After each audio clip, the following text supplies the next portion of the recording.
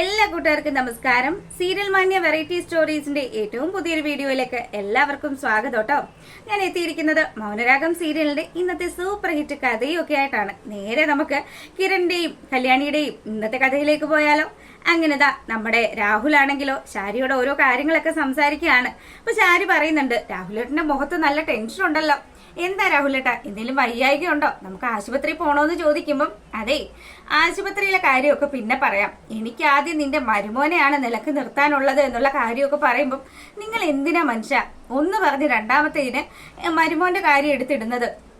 അവൻ നല്ല രീതിയിൽ തന്നെയല്ലേ നമ്മുടെ മോളെ നോക്കുന്നത് എന്നുള്ള കാര്യമൊക്കെ ശാരി പറയുമ്പോഴാണെങ്കിലോ നമ്മുടെ രാഹുലിനത് തീരെ ഇഷ്ടപ്പെടുന്നില്ല. ഇനി എന്റെ പൊന്ന് ശാരി, എനിക്ക് കുറച്ച് മനസ്സമാധാനം വേണം. നിങ്ങൾക്ക് എങ്ങനെ മനസ്സമാധാനം ഉണ്ടാവാനാണ്? പിന്നെ സോണിയുടെ കല്യാണം വളരെ ഗംഭീരമായിട്ട് നടന്നു. നമ്മൾ വിചാരിച്ച പോലെ പൈസയും പണവും ഒന്നും അടിച്ചു മാറ്റാൻ നമുക്ക് സാധിച്ചിട്ടുമില്ല. ഇനി അതൊന്നും വിചാരിച്ച് നിങ്ങൾ നിങ്ങളുടെ മനസ്സ് വിഷമിപ്പിക്കേണ്ടെന്നും പറഞ്ഞ് ശാരിയാണെങ്കിലോ നമ്മുടെ രാഹുലിനെ സമാധാനിപ്പിക്കുമ്പം അതെ, നീ എനിക്ക് വേണ്ടി ഒരു ഉപകാരം ചെയ്യുമോ? എനിക്കൊരു ഗ്ലാസ് നാരങ്ങ വെള്ളം ഉണ്ടാക്കി തരാവോ എന്ന് ചോദിക്കുകയാണ്. അതിനെന്താ, ഞാൻ ദാ ഇപ്പൊ കൊണ്ടുവരാമെന്നും പറഞ്ഞ് ശാരി പെട്ടെന്ന് അവിടെ നിന്ന് അങ്ങ് പോവാണ്. അപ്പൊ നാരങ്ങ വെള്ളം ഉണ്ടാക്കാനുള്ള കാര്യങ്ങളെല്ലാം ചെയ്യുന്നതിന് മുന്നേ മരുമോനോടും മോളോടും ഒക്കെ പറയണമല്ലോ. അപ്പൊ രണ്ടുപേരും കൂടി ഭയങ്കര കാര്യത്തിന് ഇങ്ങനെ ഒട്ടിയിരിക്കുകയാണ്. നമ്മുടെ സരയുവാണെങ്കിലോ മനോഹറിനോട് ചേർന്നിരുന്നിട്ട് സരയു ചോദിക്കുന്നുണ്ട്, മനുവേട്ടന് എന്താ എന്നോട് ഇത്ര ഇഷ്ടം ഉണ്ടാവാനുള്ള കാരണം എന്നൊക്കെ ചോദിക്കുമ്പോൾ അവൻ പറയുന്നുണ്ട്, നീ നല്ല സ്നേഹമുള്ള ഒരാളാണല്ലോ, പിന്നെ നിന്റെ അച്ഛന്റെ ഈ സ്വഭാവമൊക്കെ സഹിച്ച് ഞാൻ ഈ വീട്ടിൽ നിൽക്കുന്നുണ്ടെങ്കിൽ അത് നിന്നോടുള്ള സ്നേഹം ഒന്നുകൊണ്ട് മാത്രമാണ്.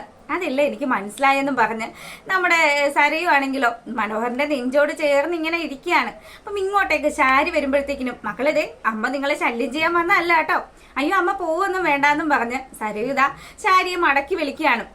അങ്ങനെ ശാരി വന്ന കാര്യം നമ്മുടെ മനോഹറിന്റെ അടുത്ത് പറയാണ്, അതെ അച്ഛൻ ഒരു ഗ്ലാസ് നാരങ്ങ വെള്ളം ചോദിച്ചിട്ടുണ്ട്, അപ്പം അതുണ്ടാക്കുന്ന സമയത്ത് മോൻ പറഞ്ഞ ആ ഒരു മരുന്ന് അതിനകത്ത് ചേർത്താലോ എന്ന് ചോദിക്കുമ്പം ഇവനാണെങ്കിലോ അമ്മ എന്നാ ഇവിടെ ഇരിക്ക്, ഞാൻ ദാ ഇപ്പൊ തന്നെ അത് എടുത്തിട്ട് വരാമെന്നും പറഞ്ഞ് പുള്ളിക്കാരൻ അലമാരിയുടെ ആ ഒരു ഡ്രോ തുറക്കുകയാണ്. അത് തുറന്ന് അതിനകത്ത് നിന്നും മരുന്നെടുത്തിട്ട് സരയൊപ്പം അവിടെ ഇരിക്കുന്നുണ്ട് കേട്ടോ. സരയു പറയുന്നുണ്ട്, എൻ്റെ അച്ഛൻ എന്നെ ഒരുപാട് ഇഷ്ടമായിരുന്നു, എൻ്റെ അച്ഛൻ ഇങ്ങനെയുള്ള ഒരു അവസ്ഥയിലേക്കൊക്കെ വന്നല്ലോ എന്ന് ഓർക്കുമ്പം ഒരുപാട് വിഷമമൊക്കെ ഉണ്ട്. പിന്നെ ഇപ്പൊ എന്താ ചെയ്യുക, അച്ഛൻ ഇങ്ങനെയല്ലേ ആശുപത്രി കൊണ്ടുപോകാൻ പറ്റുള്ളൂ എന്നും പറഞ്ഞ് ആ മരുന്ന് വലിയ കാര്യത്തിന് നമ്മുടെ ശാരിയുടെ കയ്യിലേക്ക് വെച്ചു കൊടുക്കുകയാണ് മനോഹർ.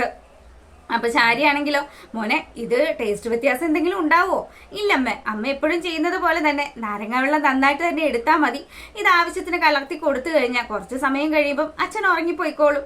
ആ സമയം തന്നെ നമുക്ക് അച്ഛനെ ആശുപത്രിയിൽ എത്തിക്കണം എന്നുള്ള കാര്യമൊക്കെ പറഞ്ഞു ശാരിത പോയി നാരങ്ങ വെള്ളം കലക്കാൻ തുടങ്ങുകയാണ്. അപ്പൊ ഈ സമയത്താണെങ്കിലോ നമ്മളെ കാണിക്കുന്നത് കിരണിനെയും കല്യാണിയെയും ആൽബിയെയും സോണിയെയും ഒക്കെയാണ്. അപ്പൊ ഇവരിതാ നമ്മുടെ മൂങ്ങാമുത്തശ്ശി ഒരുക്കി വെച്ചിരിക്കുന്ന സദ്യ ഉണ്ണാൻ തുടങ്ങുമ്പം എല്ലാ വിഭവങ്ങളും മുത്തശ്ശി പ്ലേറ്റിൽ വിളമ്പി വെക്കുന്ന സമയത്ത് നമ്മുടെ ശരണ്യ പറയുന്നുണ്ട്, അതെ മുത്തശ്ശിയുടെ കൊച്ചുമോനും അതുപോലെ തന്നെ എൻ്റെ അമ്മായിയപ്പനും ഒക്കെ നല്ല ദേഷ്യത്തിൽ തന്നെയാണല്ലോ ഇരിക്കുന്നത്. അപ്പം ഇവർ ഈ ഫുഡിനകത്ത് എന്തെങ്കിലും ചേർത്താലോ എന്നൊരു സംശയമൊക്കെ എനിക്കുണ്ട്. അതുകൊണ്ട് തന്നെ മുത്തശ്ശിയുടെ വിക്രത്തിനെ ഇങ്ങ് വിളിച്ചേ, അവൻ ഈ കറികളെല്ലാം ടേസ്റ്റ് ചെയ്തിട്ട് വിഷമൊന്നും ഇല്ലെന്ന് ഉറപ്പ് വരുത്തണം. അതുകൊണ്ട് മുത്തശ്ശി അപ്പൊ ഇത് കേൾക്കുമ്പോൾ മുത്തശ്ശി പറയുന്നുണ്ട് കേട്ടോ, അതെ വിളിച്ചു വരുത്തിയിട്ട് ഒരു മനുഷ്യരോട് ഞങ്ങൾ ഇങ്ങനെയൊന്നും കാണിക്കില്ല. അതൊക്കെ എന്തായാലും ഞങ്ങൾക്കറിയാം. ഇതെന്തായാലും വിക്രം ടേസ്റ്റ് ചെയ്യാതെ ഇവർക്ക് കൊടുക്കാനായിട്ട് പറ്റത്തില്ല എന്നുള്ള കാര്യം ശരണ്യ നിർബന്ധം പൂർവ്വം പറയുകയാണ്.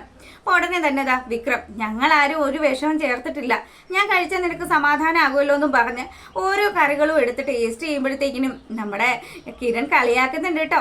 എങ്ങനെ ജീവിക്കേണ്ടുന്ന ആൾക്കാരായിരുന്നു ഇപ്പതാ ഇങ്ങനെ അതപ്പതിച്ച് കിടക്കുകയാണ്. എടാ നിന്റെ മനസ്സ് നന്നാകണം, നിന്റെ മനസ്സ് ശരിയല്ല, അതുകൊണ്ട് തന്നെയാണ് നീ ഇങ്ങനെ കിടന്ന് വട്ടം കറങ്ങുന്നത്. നിനക്ക് എപ്പോഴെങ്കിലും ഒരു രക്ഷപ്പാടുണ്ടോ? ഇല്ല, നീ ഇങ്ങനെ തന്നെ ജീവിക്കേ ഉള്ളൂ എന്ന് പറയുമ്പം പ്രകാശൻ വളരെ രൂക്ഷമായിട്ട് കിരണിനെ നോക്കുകയാണ്. അപ്പൊ ഈ സമയത്താണെങ്കിൽ അങ്ങനെതാ കറികളിലൊന്നും വിഷമില്ല എന്ന് മനസ്സിലാക്കി ഭക്ഷണമൊക്കെ നല്ല ആസ്വദിച്ച് കഴിക്കുകയാണ്.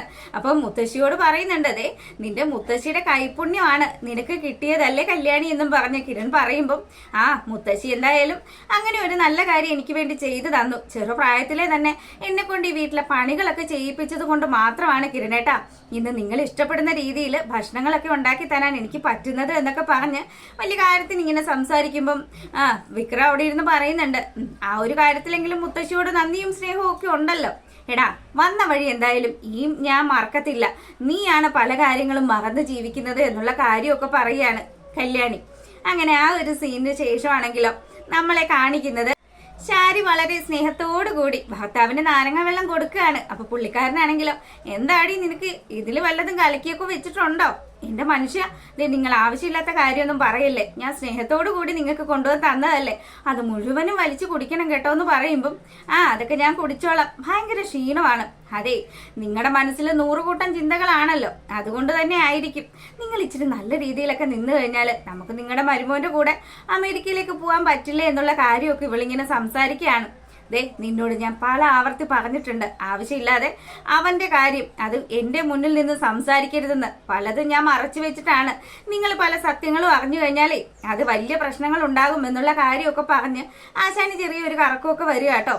അപ്പം പുള്ളിക്കാരന് മരുന്ന് ഏറ്റു എന്ന് മനസ്സിലാക്കി ശാരി പറയുന്നുണ്ട്, അതെ നിങ്ങൾക്ക് എന്തോ ഒരു ക്ഷീണം പോലെ, എനിക്ക് എന്താണെന്നറിയില്ല, ചിലപ്പം ഉറക്കമൊന്നും ഇല്ലാത്തതുകൊണ്ടായിരിക്കും, എനിക്ക് നന്നായിട്ട് ഉറക്കം വരുന്നുണ്ടെന്ന് പറയുമ്പോൾ എന്നാ നിങ്ങൾ വിഷമിക്കേണ്ട മനുഷ്യ, കുറച്ചു നേരം കിടന്ന് ഉറങ്ങ്, നിങ്ങളൊന്ന് സ്വസ്ഥമായിട്ട് ഉറങ്ങെന്ന് പറയാണ് ശാരി.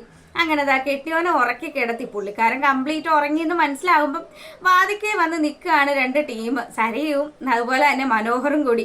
എന്തായമ്മേ അച്ഛൻ ഉറങ്ങിയോ എന്ന് ചോദിക്കുമ്പം ഉറങ്ങി മോളെ, ഒരു കാര്യം ചെയ്യാം, നമുക്ക് 3 പേർക്കും കൂടി പിടിക്കാം. അല്ലമ്മേ ഇനി വല്ല ലോഡിങ്ങുകാരെയും വിളിക്കേണ്ടി വരുമോ? നമ്മൾ 3 പേരും കൂടെ പിടിച്ച അച്ഛനെ പൊക്കുമെന്ന് ഒരു ഡൗട്ട് എനിക്കുണ്ടെന്ന് പറയുമ്പം മോനെ നീ ഒരു കാര്യം ചെയ്യ്, നീയും മോളും കൂടി പോയി തലയ്ക്കും കാലിനും പിടിക്ക്, അച്ഛന്റെ നടുഭാഗമൊക്കെ ഞാൻ പിടിച്ചോളാന്നും പറഞ്ഞ് അങ്ങനെ 3 പേരും കൂടി നമ്മുടെ ബഗാസുറിനെ പൊക്കിയെടുക്കുകയാണ്. പുള്ളിയുമായിട്ട് കാറിനകത്തേക്ക് കൊണ്ടുപോയി പുള്ളിക്കാരനെ കിടത്തും. അപ്പൊ ആ സമയത്താണെങ്കിലും കിരണും കല്യാണിയും ഒക്കെ ഭക്ഷണമൊക്കെ കഴിച്ചു. മുത്തശ്ശിയോട് പറയുന്നുണ്ട് സദ്യയൊക്കെ ഗംഭീരമായിരുന്നു, പിന്നെ ഞങ്ങളല്ല വരുന്നതെന്ന് വിചാരിച്ചിട്ടായിരിക്കും ഇത്രയും ഭംഗിയായിട്ട് സദ്യ ഉണ്ടാക്കിയതെന്ന് പറയുമ്പോൾ മൂങ്ങ മനസ്സിലൊരു കാര്യം ആലോചിക്കുവാണ്.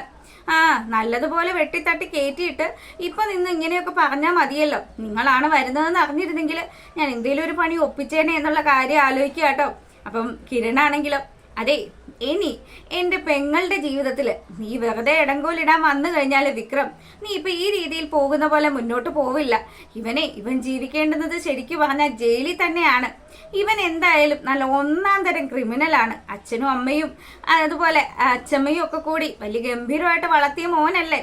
പക്ഷേ എന്റെ അമ്മയ്ക്ക് കാര്യങ്ങൾ മനസ്സിലായത് കൊണ്ട് തന്നെ എന്റെ അമ്മ സത്യത്തിനോടൊപ്പം നിൽക്കുകയുള്ളൂ. പിന്നെ മുത്തശ്ശിയും അതുപോലെ അച്ഛനും കൂടിയാണ് ഈ വിക്രത്തിനെ ഇത്രയും വലിയ അലമ്പനാക്കി എടുത്തത്. എന്തായാലും ഇനി മകൻ ജയിലിൽ കിടക്കുന്ന കാഴ്ചയൊക്കെ കാണാം.